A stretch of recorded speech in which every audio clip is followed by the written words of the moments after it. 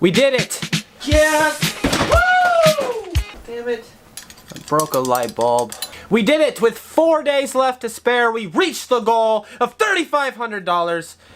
That means I'm going to be on the road for at least a month and a half. I am incredibly fucking happy about this. We hit the goal in one of my web streams, so the magical moment was captured on film, a low resolution webcam film, but film nonetheless. We just hit the goal. We just hit the fucking goal.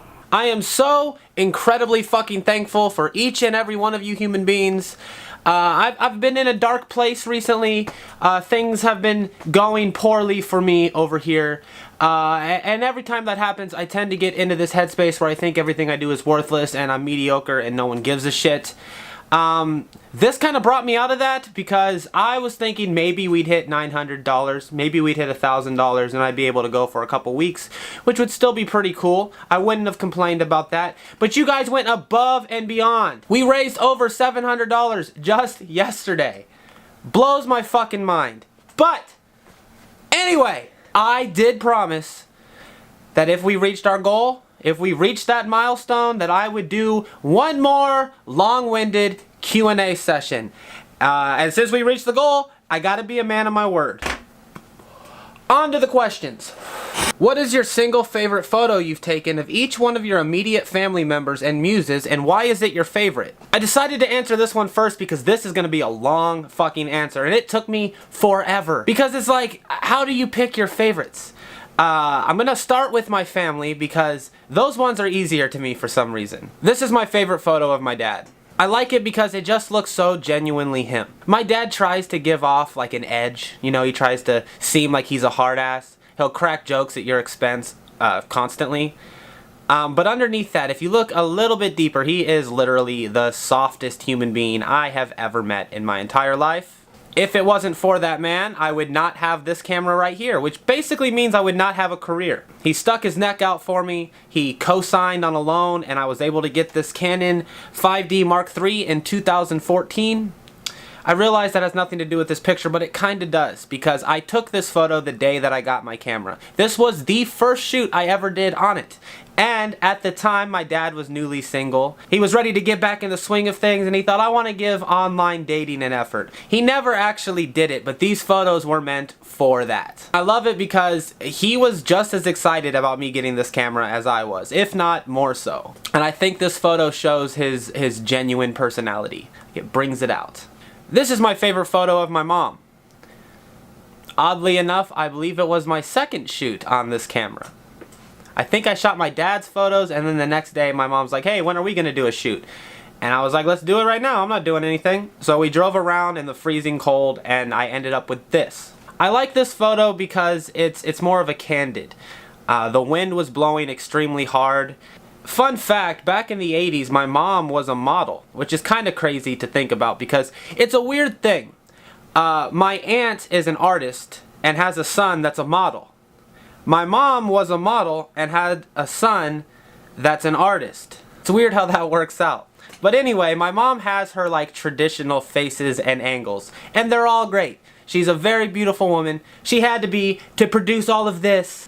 But I much prefer it when I can catch a photo of her that she's not anticipating. One that seems less like a mask and more just like, this is who you are, this is how I see you as a human being. And out of all the photos I've taken of my mother, this one does the trick better than any of them. My mom is a very intelligent woman. As I get older, I can kind of see my personality in her. She is also neurotic.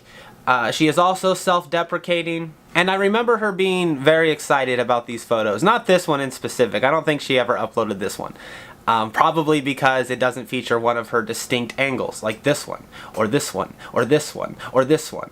But I like it nonetheless. My favorite picture of her. This is my favorite photo of my sister, taken in April of 2016 in Fairfield, Iowa. I like it because I feel like it really shows who she's become. My sister, as a child, was kind of a troublemaker. Okay, she was an incredible troublemaker. And I think a lot of people that haven't talked to her in 5 or 6 years, if they think about her, will probably think of her in the same light. But she's changed considerably, and it's been really interesting to see. I love this photo because she was terminally pregnant with my nephew Liam, who ended up becoming one of the cutest babies ever, by the way. You can see him here. But I like this photo because I think it shows who she turned into. I like this version of her way more than the other one. The other one and I would get in knockdown fights all the time, as brothers and sisters tend to do. My sister is borderline male just because she was the only girl out of the whole clan. All my cousins, my brother, we were all dudes. She was the only girl, so she had to put up with a lot of bullshit, and I think she kind of inherited a lot of our boyish traits. But again, if you dig underneath that, there is a very kind, gentle, soft woman, and I think that that comes through in this picture, particularly in the expression, and I like how she doesn't look concerned with anything. She just looks totally at peace. Every single time I'm ever in trouble, I ever need someone to talk to, I ever need anybody at all, she is the first person there, oftentimes up my ass. This is my brother Dakota, and this is my favorite picture of him.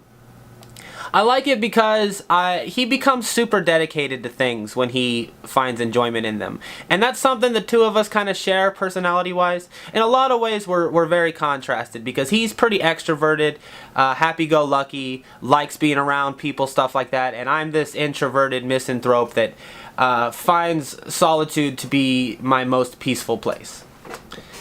But when it comes to our interests and our hobbies, we both become obsessive. When he was a kid, it was skateboarding, then it was cars for a while, and for the last few years it's been drumming, which used to be my thing, so we kind of have that in common as well. I like this picture because we specifically set his drums up in the woods on an incredibly muggy, hot day, and it was fun to do because it was like a blending of passions. He has this passion for drums, especially since he's gotten this DW drum set. I've seen his interest go from like just a tangible thing to this obsession, which is super cool to see. It's much better to see someone like consumed by their passions than consumed by literally anything else. And we got to combine that with mine, which is this whole photography, videography thing. This is my favorite frame from that. I don't know what his favorite picture from this shoot is. It might be this one, but I just like it. Oh look, it's my dad right there. What's up, Pops? What's going on, mate? Not much, just chilling. Say hi to YouTube. Hi, YouTube. What's going on? This is my baby brother Jake, and this is my favorite picture of him.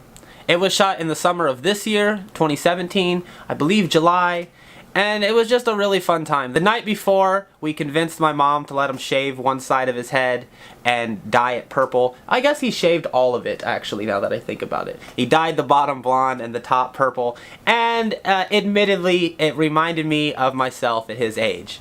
It's been a pleasure, really, to watch this kid grow up and turn into who he is. He is a very thoughtful, sweet kid with a heart of gold, wouldn't hurt anybody intentionally, terrified of mice and frogs and the outside. We drove around and just looked for places to take pictures, and you know, it was probably the day of this summer that, at least with him, that I cherish the most. He always says that he feels like he's the most similar to me out of his brothers, just without the depression and the stuff that I struggle with. Which is great, because it's cool to watch him grow up and see a way that maybe I could have developed if the circumstances were a little different. Okay, and now we get to the muses. This is why this is difficult, because I separate these things in two different terms. I will have a favorite professional photo we've done where we went out and did a shoot and it was the intention of the day was that shoot. But I can't compare those to the candids. The candids are things where I just had my camera with me and took a photo. So, because of that, I have to give you two photos of each. I know, this question is long as fuck, but it's a really damn good one. Okay, fuck. The first person that ever inspired me to make art because of their existence was a girl named Caitlin. Everybody else called her Kate, and I think they continue to do so, but she will always be Caitlin to me. I fell for this girl on this shoot. She had a boyfriend, and her boyfriend happened to be one of my friends, and it got real messy after this shoot, but at this point it was just a crush that was turning into something. I love this photo because she came to me saying she really wanted to do a shoot based on Snow White, and it'd been a long time since I'd done something like that, and it took me out of my comfort zone. It took me out of my shell. Up until then, I was really only doing dark stuff like this and this. This whole shoot is just very sweet, and I think you can see the affinity that I had for this human being in these photos. So that's my favorite intentional one of her. My favorite candid, however, is this one. I love this photo for a lot of reasons. I think it encapsulates that period of my life very well. She was the first woman that I was ever like insanely attracted to, and it felt kind of magical whenever she was affectionate with me. And like openly affectionate, like she liked having photos like this. And that was cool to me because I'd never experienced that before, where someone wanted me to be in the photos with them. And it was nice. It was really innocent. We shot this at a laundromat after doing an intentional shoot with her wearing a Boy Scout uniform. Toward the end of the shoot, she's like, hey, we should get a couple photos together. And this one came out of it. I didn't bring my tripod with me, so we just had to set the camera down on the little table where you fold your laundry and just point it in such a way that maybe we could both be in frame. So the composition is horrible, the lighting is horrible. It's not a great photo technically, but it holds a special place in my heart. It took me several years before I would ever have another one of those. The next girl was Kat. This is my favorite intentional photo of Kat, shot in the fall of 2016. I like this picture because I just think it's really good. I think she looks really pretty in it. I think my composition's good. I think my lighting is on point. I like her lipstick and the clothes that she's wearing. I like the fur that she's sitting on. It feels very royal to me. And this is my favorite candid of us. It was shot in 2012, I think October of 2012. She took me to a beach during the Indian summer months of Michigan. It was really weird because it's super warm, but everything looks cold, and you're on a beach. It was really odd. But this was a really good day. I had just moved to Kalamazoo. I was really hopeful. It was that honeymoon phase of our relationship. We were absolutely destitute, dodging landlords, eating grilled cheese every night for weeks. But we pooled what little money we had together to put gas in the car, and we went to the beach and just had a really good time together. When I think back to the early parts of our relationship, this is the day that I think of. Okay, and now we're getting to the one that still kind of has a profound effect on me. My most recent muse. I had a hard time choosing these photos specifically because they all still feel pretty paramount to me. I thought about maybe picking this one because this is the weirdest thing that has ever happened to me. But I felt myself fall for this girl as I was taking this picture. Which means the exact moment that I felt my feelings shift, I have a picture of that. That's something that I'll always have forever. But I couldn't pick that one because there are other candids that kind of mean more to me just because of the situations around them. Thought about picking this one because this was probably my favorite day of the whole summer, and we didn't really do anything. We just woke up, drove around and took photos, and we went to get something to eat. But I really like that photo because it's just a really sweet moment. And then as far as professional shots go, that's hard as fuck because that's what we did all summer. That was kind of the mission of the entire summer. There was so many I could have picked. I could have picked this one, or this one, or this one, or this one, or this one, or any of these, or any of these. Like, how the fuck am I supposed to pick one? But I have. My favorite professional photo we did is this one, which might come as a surprise because I don't think at its base there is anything technically impressive about it. Like, the lighting is good and she looks absolutely fucking radiant. But it isn't particularly impressive as far as a technical shot goes. But there's just something about it that does something to me. I love the expression on her face, how it's slightly pained but slightly pleased. I love how powerful she looks and yet vulnerable at the same time. I love that she's sitting up against the very car that took me to her to begin with and brought her to me. I think it speaks the story of the whole summer. I love her blue hair, freshly dyed, which was a big stepping stone for her in a lot of ways into, you know, leaving a life that everybody expects of her and moving toward one that she wants, which I hope she gets to. And the candids were even harder to decide than the professional ones because I like every candid we ever did. I enjoy every last frame. But I'm gonna have to go with this one. That was just one of those days where I felt like we really dug each other. She was helping me photograph a wedding in Illinois, and I was taking a smoke break outside. She was with me. I put my hand on her face and just snapped a photo, and there's something about it. There's some magical aspect to the look in her eye and the way my hand is just gently grazing her face. It gives me that warm, tingly feeling inside every time I see it, and I think she just looks perfect. And it was a perfect moment.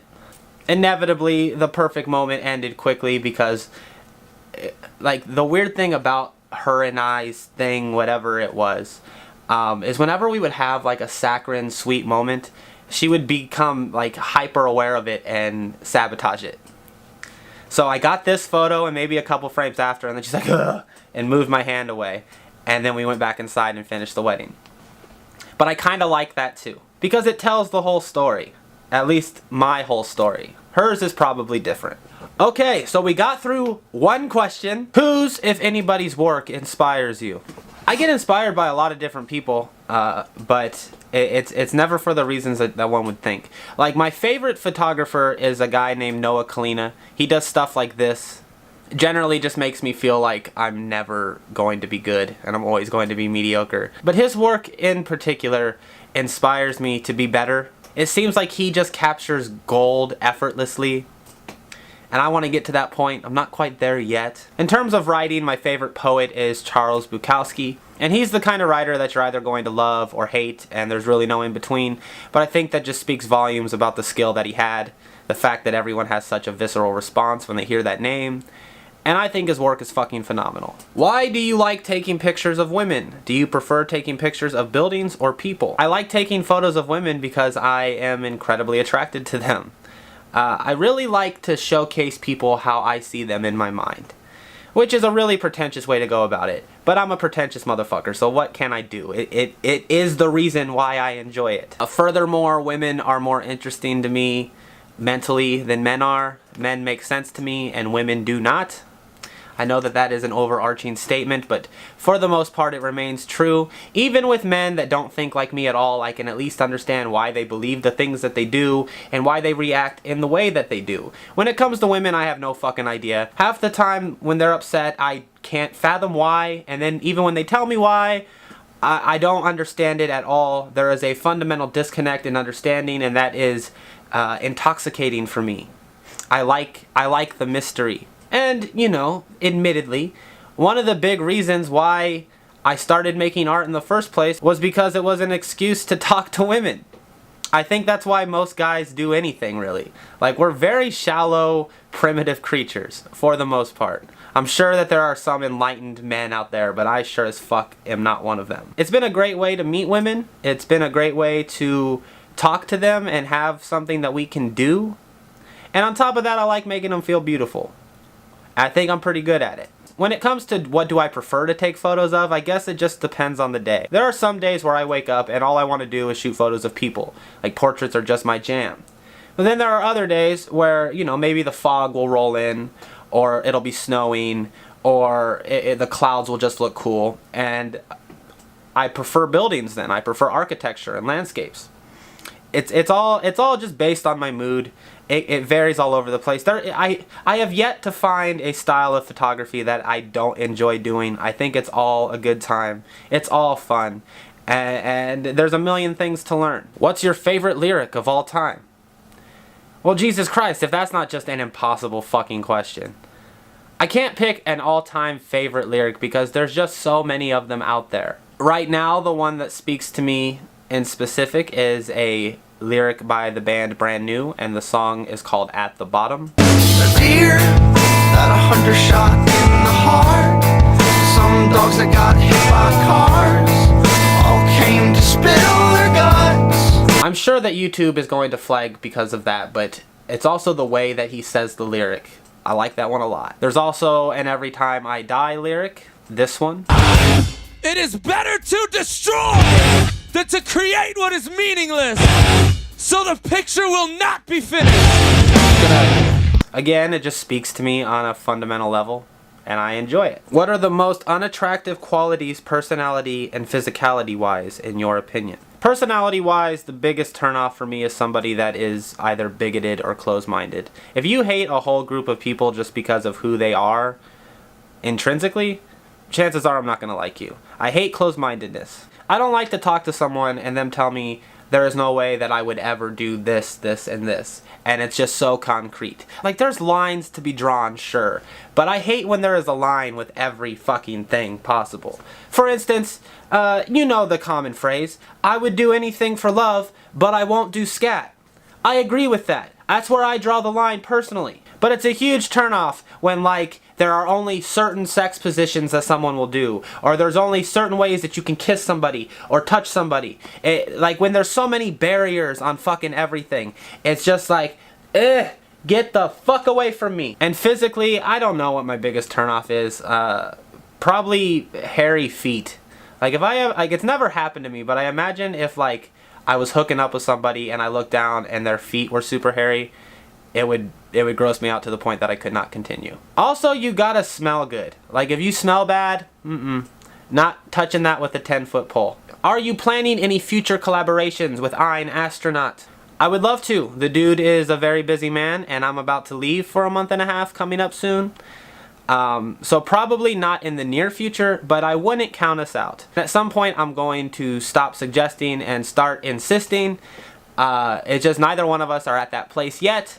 So you're just going to have to enjoy the few songs that we've done together thus far. Are you narcissistic? Probably. It's weird to hate yourself and be narcissistic at the same time.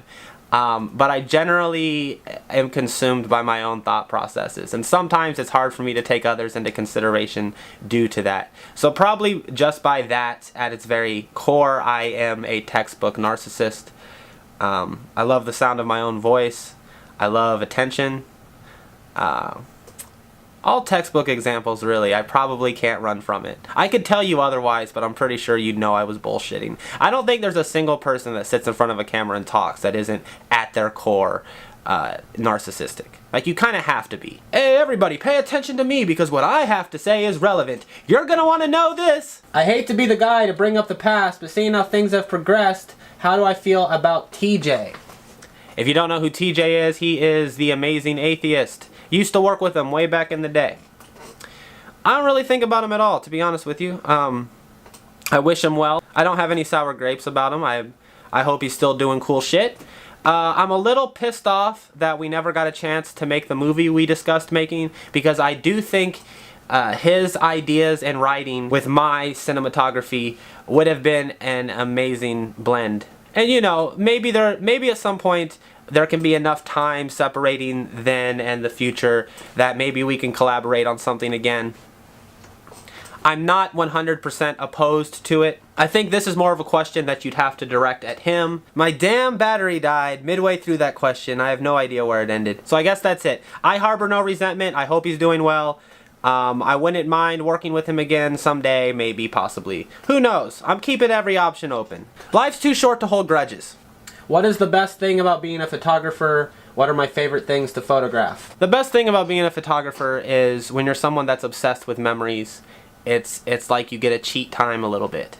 It's almost a superpower. Like, it's become so commonplace that people don't really appreciate just how fantastic it is and amazing, that not only can everybody take photos now, but people can take high resolution, good photos now.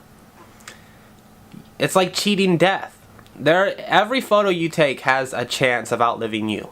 So in a way, it's a legacy to leave behind, even if no one pays attention, even if they sit in a box. Eventually someone's going to stumble upon it. So that's why I love it, because it's like cheating death. My favorite things to photograph are either beautiful women or abandoned buildings. Nothing in between. Do you like to collaborate with other photographers? Absolutely I do. In fact, one of my favorite things to do is shoot with my buddy Canyon. We don't get to do it too often, but it's super cool because our styles are very dissimilar.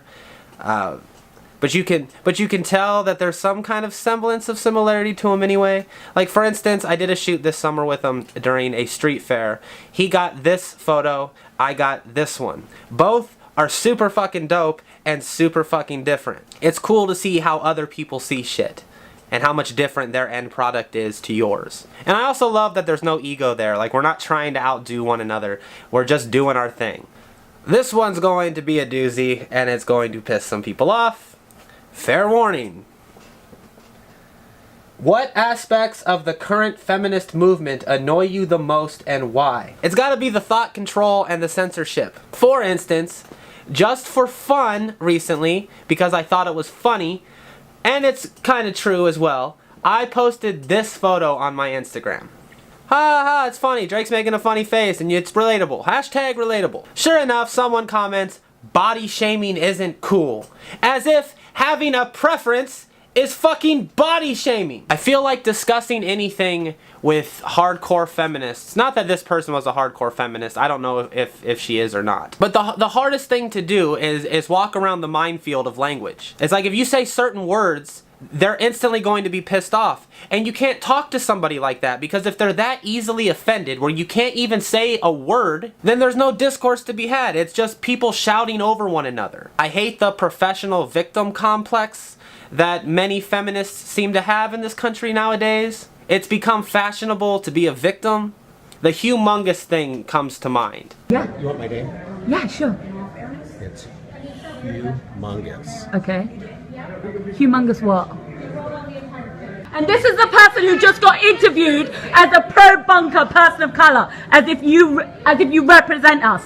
They're using you as a token, and then you speak to me in a sexually harassing manner. Like, oh god, it's so fucking cringy. Don't try to control how people think. Don't try to control how they communicate with one another. Don't fucking tell me what I'm allowed to say and what I'm not allowed to say. You're just as bad as the fucking fundamentalist right telling people that they can't dress certain ways because it's ungodlike. It's not modest enough. And that's another thing that fucking pisses me off and shows me just how shallow the feminist movement has become. Is that they always talk about how who cares what a woman wears, they should be able to wear whatever they want to, whenever they want to. If they want to walk around topless in a pair of slippers, that should be their right. And you know what? I agree with that. If that's what you people really believed, I would be on board.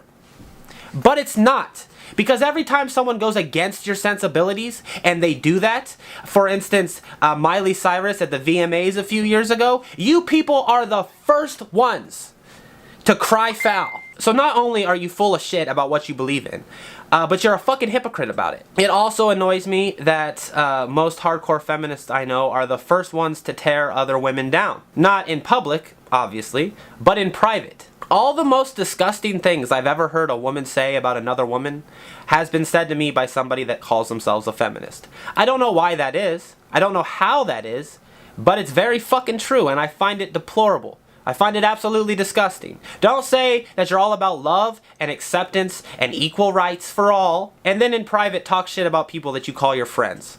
That's cowardly. That about sums it up. What's the biggest differences you've seen in yourself between being 19 versus 29? Fuck. 19, I was a fucking idiot. At 29, I'm still an idiot, but I'm less of one. I thought I had a general idea of what I wanted to do, but I always made excuses as to why I could not do them. Either it was impractical or unrealistic. I talked myself out of things. I talked myself out of a lot of good things. I did that up until, 25, 26. When I realized what I was doing, and I've stopped since then. I think that's the biggest difference, is that I'm no longer scared to just try. Basically, if there's something that you want to fucking do, I'm talking to all you youngins watching this video, if there's something you really want to do, if there's a dream that you have, fucking chase it. Don't take the safe route, because the safe route is the riskiest one you can take. It's better to try and fail than to not try and wonder what would have happened if you did. Fuck wondering anything. Fuck leaving any stone unturned. If you could have a threesome with any two celebrities, which two would you pick? One has to be man, one has to be woman. Fuck. Give me Keith Buckley for the man and either Fiona Apple from the Criminal video or Topanga Lawrence in the college years. Woo! Well, that's it. There's my long-winded Q&A. I hope you guys enjoyed it. Make sure to come into the live streams tonight and for the next 4 days where we're going to be celebrating. I'm not going to be breaking light bulbs. Thank you so much for the love and for the support and everything over the years, and I hope you enjoy what's about to come. Bye!